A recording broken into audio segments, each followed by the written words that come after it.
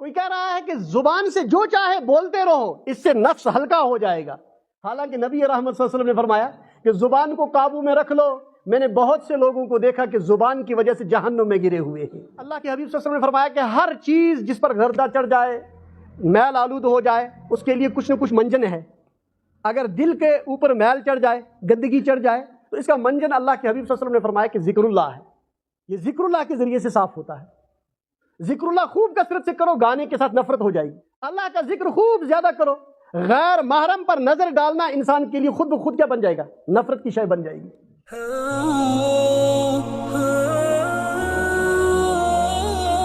محترم معزز علماء کرام، بزرگان محترم اور عزیز بچوں، اللہ تبارک و تعالیٰ کا احسان ہے، رب تعالیٰ نے حسین عنوان کے تحت ہم سب کو یہاں جمع فرمایا ہے۔ نبی رحمت صلی اللہ علیہ وسلم کی سیرت، اللہ کے حبیب صلی اللہ علیہ وسلم کی زندگی کے احوال اور حضور صلی اللہ علیہ وسلم کی زندگی کی وہ پرکیف گھڑیاں جن میں ہمارے لیے اللہ تبارک و تعالیٰ نے ہدایت کا سرچشمہ رکھا ہے، جن لمحات کو اللہ تبارک و تعالیٰ نے تاریخ میں پورے اہتمام کے ساتھ محفوظ کروایا ہے۔ دنیا میں بہت لوگوں کی تاریخ لکھی گئی، اہتمام کیا گیا، لیکن نبی نازنین صلی اللہ علیہ وسلم کی تاریخ کا وہ درخشاں باب ہے جس کے برابر نہ دنیا میں کسی کی تاریخ لکھی گئی، نہ محفوظ کی گئی اور نہ کی جا سکتی ہے۔ حتیٰ کہ اللہ کے حبیب صلی اللہ علیہ وسلم کی حرکات کو بھی محفوظ کیا گیا۔ حضور کس طرح اٹھے ہیں، بیٹھے ہیں، قدم مبارک کس طرح سے اٹھا کرتے تھے، اور مسکرائے تو دندان مبارک کہاں تک کھلے ہیں، بات فرمائی ہے تو اللہ کے حبیب صلی اللہ علیہ وسلم نے بات میں کون سا طریقہ اختیار فرمایا ہے، تمام کے تمام احوال کو جانثار صحابہ نے رضی اللہ عنہم اتنا محفوظ کیا ہے کہ اس میں ذرہ برابر بھی کوئی تھوڑی سی بھی کہیں کوئی غلطی نہیں ہوئی ہے۔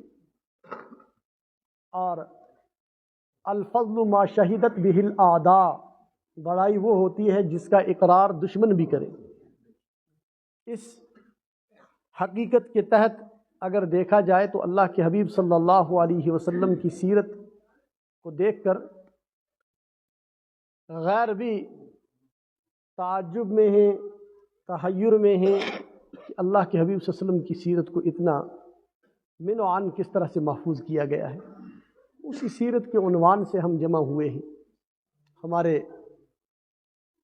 مکرم اور معزز علماء کی ایک جماعت کی سرپرستی میں علاقہ بھر کے نوجوانان، بالخصوص طالبات نے سیرت کے ایک مقابلہ میں حصہ لیا، معلوماتی مقابلہ، جو نہایت مشکل مرحلہ بھی تھا اور علمی تقابل تھا۔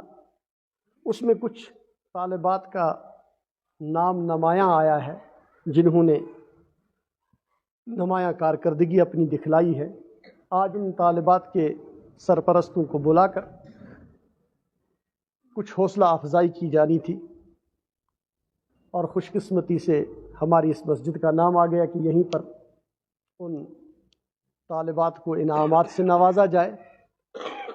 اور حضور صلی اللہ علیہ وسلم کی سیرت کے عنوان سے جب یہ مقابلہ تھا تو حضور کی سیرت ہی کے عنوان سے چند باتیں اس انعام کی تقسیم کاری سے پہلے آپس میں کہی جائیں، سنی جائیں، یہ طے ہوا۔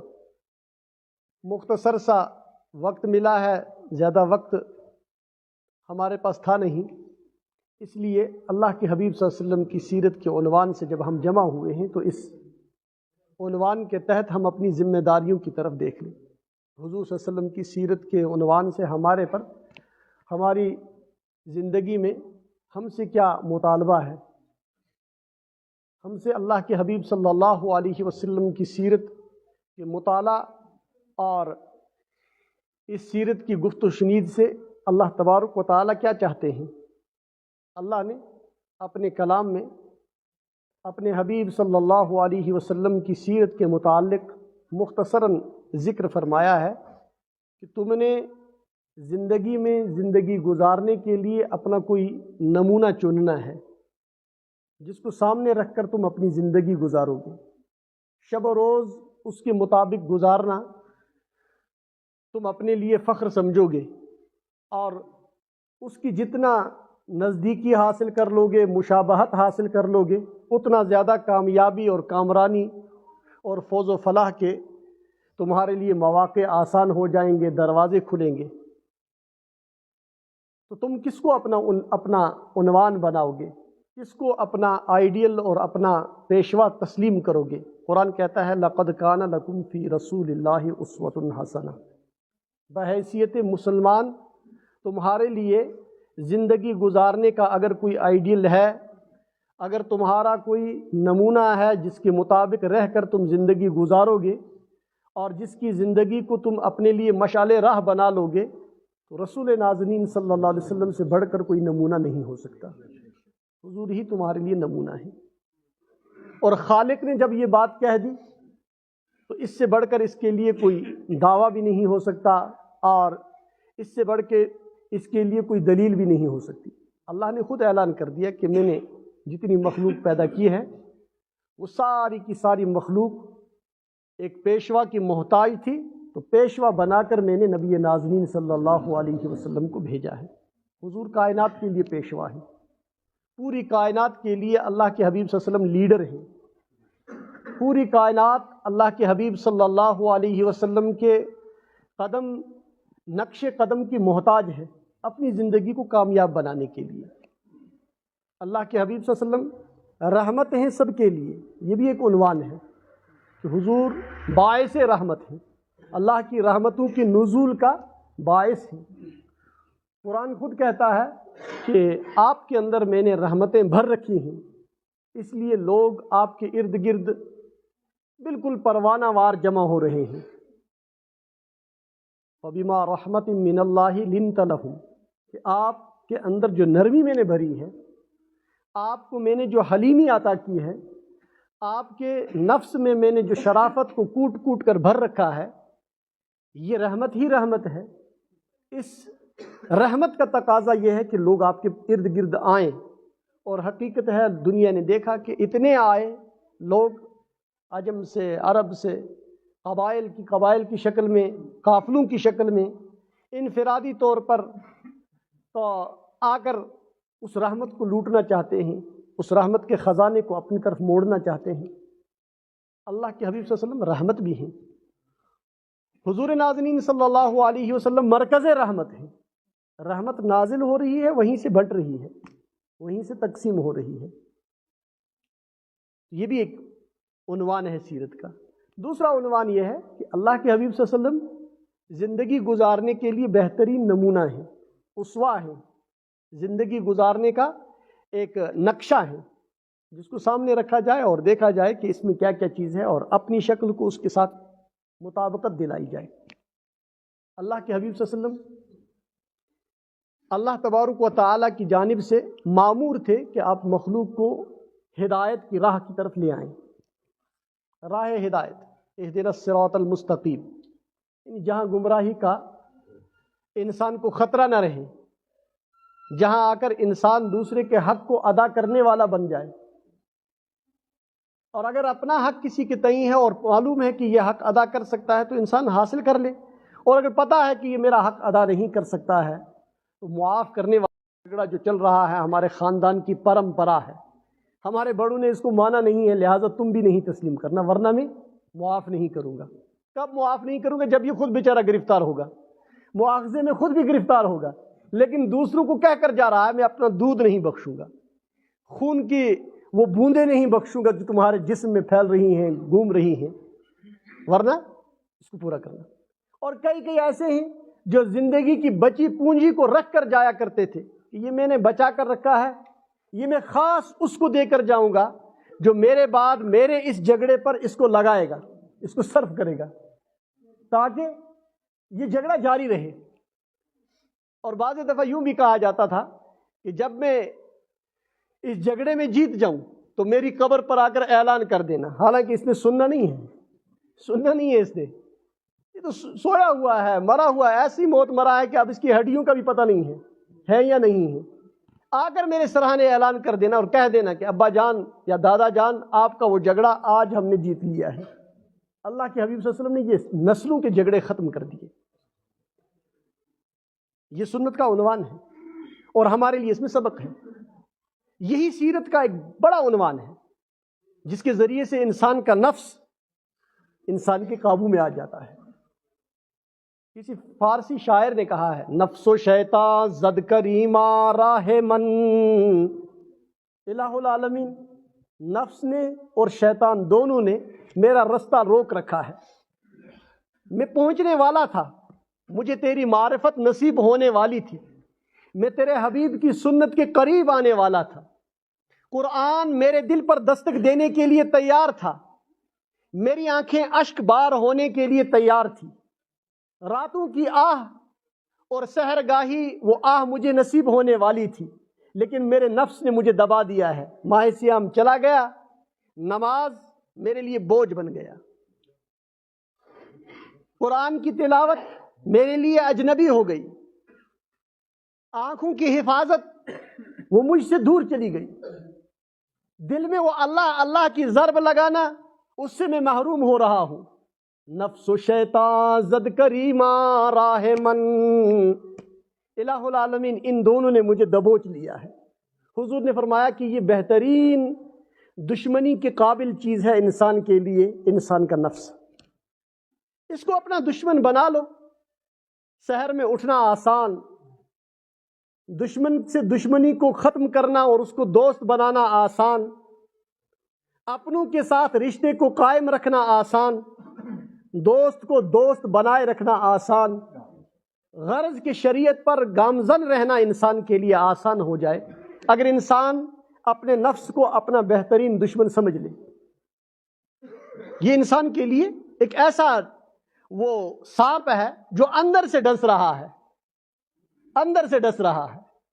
اللہ کے حبیب صلی اللہ علیہ وسلم نے فرمایا کہ اس کو زیر کر لو، اور قرآن کہتا ہے وَمَا أُبَرِّئُ نَفْسِي إِنَّ النَّفْسَ لَأَمَّارَةٌ بِالسُّوءِ۔ حضرت یوسف علیہ السلام قید میں ہیں، اور قید میں غالباً 7 سال یا 10 سال کا عرصہ گزر چکا ہے، اور قید و بند کی وہ جو زندگی ہے عجیب و غریب قسم کی زندگی، اور دوسرا نفس پر ایک بوجھ بھی ہے کہ میں کسی گناہ کی وجہ سے قید میں نہیں ہوں، بے گناہ قید میں پڑا ہوا ہوں، اور سال ہا سال گزر چکے ہیں، ابا سے بھی جدا ہوں، بھائیوں نے میرے ساتھ ظلم و زیادتی کی ہے، اپنوں سے دور ہوں، غربت اور اجنبیت کی اس زندگی میں مجھے اجنبی سمجھ کر یوں ہی بے گناہ اٹھا کر قید میں ڈال دیا گیا۔ اب نہیں ہے۔ یوسف کون ہے؟ ایک نوجوان ہے، اجنبی ہے، قید میں پڑا ہوا ہے، کوئی بیچارہ لا کر اس کو کھلا دیتا ہے، پلا دیتا ہے۔ یوسف علیہ السلام کی ان لوگوں کے نزدیک ابھی کوئی حیثیت نہیں تھی، نہ انہوں نے پہچانا تھا۔ اجنبی نوجوان ہے، کہاں ہے؟ قید میں پڑا ہوا ہے، اور یوسف کو معلوم ہے کہ مجھے یہاں نکلنے کے لیے کوئی بھی رستہ ہموار نہیں ہے، نہ میرے پاس کوئی سفارش ہے، نہ میرا کوئی خاندان یہاں پڑا ہوا ہے جو میری کوئی سفارش کرے اور میرے نکالنے کے لیے کوئی تدبیر کرے، نہ ہی میرے پاس کوئی مال دولت ہے جو دے کر میں اپنی رسائی وہاں تک بنا لوں جہاں مجھے رہائی کے لیے کوئی موقع مل جائے، کچھ بھی نہیں ہے، سارے راستے مسدود ہیں۔ اب ایک چھوٹی سی کرن چمکتی ہے کہ شاہ مصر نے ایک خواب دیکھا، اور خواب دیکھنے کے بعد تعبیر پوچھی، تعبیر کہاں ملی؟ یوسف کے پاس ملی۔ تفصیل اس وقت موقع نہیں ہے۔ یوسف علیہ السلام کی ایک کرن جب یہ دکھائی دی تو یوسف کیسے اٹھنے چاہیے تھے؟ کرن ملے معلوم ہوئی، اور بادشاہ نے کہا کہ بھائی اس آدمی کو لے آؤ جس کے پاس خواب کا اتنا بڑا علم ہے، تعبیر کو جانتا ہے، اس آدمی کو لے آؤ، میں اس کو یہاں رکھنا چاہتا ہوں اپنے پاس۔ یوسف علیہ السلام دوڑ کر جانے چاہیے تھے، لیکن یوسف علیہ السلام کے پاس جب قاصد آتا ہے کہ بادشاہ آپ کو بلا رہے ہیں، یہ نہیں کہ بادشاہ آپ کو رہا کر رہے ہیں، بلا رہے ہیں بس، یعنی کہ اپنا بنا رہے ہیں، آپ کو کوئی خاص عہدہ دینا چاہتے ہیں۔ یوسف علیہ السلام اس عہدے پر خوش نہیں ہو رہے ہیں، بلکہ یوں کہہ رہے ہیں کہ جاؤ تفتیش حال کر کے آ جاؤ، مجھے اس قید میں کیوں رکھا گیا ہے، میں قید میں کیوں پڑا ہوں؟ 7 سال پرانا ایک قضیہ ہے جو دبا پڑا ہے، جس کی شاید فائلیں بھی ختم ہو چکی ہوں گی۔ اس قضیے کو کھولو اور کھول کر دیکھ لو یوسف پر کیا گناہ ہے، کس عیب کی وجہ سے یوسف کو بند کیا گیا ہے۔ یہ کہنے کے بعد یوسف علیہ السلام کہتے ہیں کہ میں تفتیش حال اس لیے نہیں کر رہا ہوں کہ میں کوئی بڑا بزرگ ہوں، وما ابرئ نفسی، میں اپنے نفس کو بالکل بری نہیں قرار دیتا ہوں، ان النفس لامارۃ بالسوء، نفس تو ہمیشہ گناہ کی طرف زیادہ سے زیادہ حکم دینے والا ہے۔ لڑائی کو جاری رکھو، نماز کو چھوڑ دو، مسجد غیر آباد پڑی ہے پڑی رہنے دو، بس اس کو ذرا سے ظاہری زیب و زینت دے دو، باطن میں اللہ کے ذریعے سے اس کو آباد کرنے کی کیا ضرورت ہے؟ اللہ کو ہماری کیا ضرورت ہے؟ الیاذ باللہ، ہم اللہ کر رہے ہیں تو اللہ کو کیا فائدہ ہے؟ چلے جاؤ۔ اور یہ مذہب، مسلک، اس کی یہ بندھن، ان کے اندر رہنا، اس خول کے اندر رہنا، اس سے کیا ملنا ہے؟ اس سے باہر نکلو، پرواز لگاؤ، پر نکل آئیں گے۔ باہر چلو گے تو تمہیں دنیا بہت عجیب دکھائی دے گی، یہ اللہ کی رٹ میں کیا ملے گا؟ نفس نے اندر سے ہی ایک کھوکھلا ایک انسان کو بنا دیا۔ یوسف کہتے ہیں ان النفس لامارۃ بالسوء، یہ نفس ہمیشہ حکم دیتا ہے کس کی طرف؟ برائی کی طرف۔ ہاں آگے یوسف کہتے ہیں الا ما رحم ربی، ہاں جس پر اللہ رحم کرے وہ نفس کے فریب سے بچ سکتا ہے، یوں ہی کوئی نفس کے فریب سے بچ نہیں سکتا۔ تو نبی ناظمین صلی اللہ علیہ وسلم نے فرمایا کہ میری سیرت کا ایک عنوان کیا ہے؟ نفس پر قابو پانا، نفس پر قابو پانا۔ ہمارا نفس بے لگام ہو چکا ہے، اس کی لگام ہمارے ہاتھ میں نہیں ہے، اس کی لگام بہت سی چیزوں کے ہاتھ میں آ چکی ہے، جو چاہتا ہے جہاں چاہتا ہے لے جاتا ہے۔ کوئی کہتا ہے کہ روح، تمہاری روح جو ہے اس کو سکون نہیں مل رہا ہے، دل کو سکون نہیں مل رہا ہے، لہذا آ جاؤ موسیقی کی طرف، وہیں روح کی غذا مل جائے گی۔ کوئی کہتا ہے روح کو سکون دینا ہے، تم اندر سے بے چین ہو، آنکھوں کو دل فریب نظاروں کا عادی بنا لو، حسن و جمال کو دیکھو، اس حسن و جمال کے اندر جو گند چھپی ہوئی ہے اس کے ذریعے سے نفس کو بھرا جا رہا ہے۔ کوئی کہہ رہا ہے کہ زبان سے جو چاہے بولتے رہو، اس سے نفس ہلکا ہو جائے گا، حالانکہ نبی رحمت صلی اللہ علیہ وسلم نے فرمایا کہ زبان کو قابو میں رکھ لو۔